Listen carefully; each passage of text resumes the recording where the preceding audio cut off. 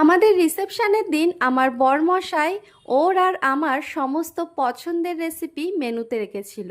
কিন্তু দুর্ভাগ্যবশত বলো বা রিয়েলিটি বলো, প্রতিটা মেয়েই এটার সঙ্গে সম্মুখীন হবে বিয়ের সময় বা হয়েছো, যে বিয়ের দিন বা রিসেপশনের দিন বলো কোনো কিছুই কিন্তু সেরকমভাবে খেয়ে ওঠা হয় না।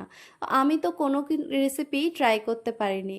যতই লাভ ম্যারেজ হোক, কিন্তু আমাদের এবাড়ি ওবাড়ি ছাড়া সমস্ত আত্মীয় স্বজন জানতো যে এটা অ্যারেঞ্জ ম্যারেজ। তো সেই হিসেবে আর তাছাড়াও বাবা মাকে ছেড়ে শ্বশুরবাড়িতে আসা সেই কষ্টে বলো, আর তার উপরে ওই 20-30 কেজি ওয়েটের ওই লেহেঙ্গা পরে আর যাই বলো খাওয়া দাওয়াটা করা যায় না।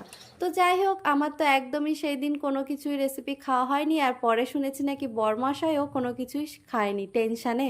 কিসের টেনশন, আমাকে তো চেনে, তাও যদি টেনশন করে সেসব বাদ দাও। তো রেসিপিটা খাওয়ানি, তো আজকে আবার সেই আমাদের স্পেশাল দিনটা ফিরে এসেছে।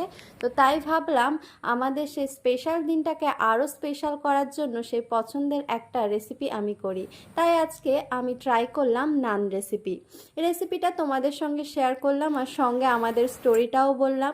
যদি তোমাদের ভালো লাগে রেসিপি বা স্টোরি, তোমরা অবশ্যই ভিডিওটা লাইক করো আর স্কিপ করো না, ভিডিওটা পুরো দেখো। খুব সহজভাবে রেসিপিটা আমি তোমাদের সঙ্গে শেয়ার করলাম। তোমরা অবশ্যই কিন্তু বাড়িতে ট্রাই করো তোমাদের স্পেশাল মানুষদের সঙ্গে।